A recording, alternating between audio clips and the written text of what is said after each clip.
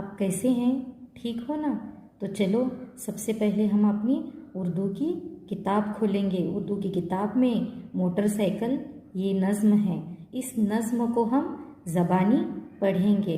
फिर आपको इस नज़्म को याद करके हरकत के साथ, जिस तरह आप मोटरसाइकिल पर बैठते हो उसी तरह से मोटरसाइकिल पर बैठकर आपको हरकत के साथ इस नज़्म को याद करके पढ़ना है। तो चलिए सबसे पहले हम इस नज़्म को पढ़ते हैं।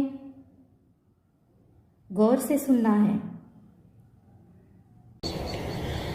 फट फट फट फट करने वाली, मीलों का दम भरने वाली, आन बड़ी है शान बड़ी है, दो पहियों में जान बड़ी है।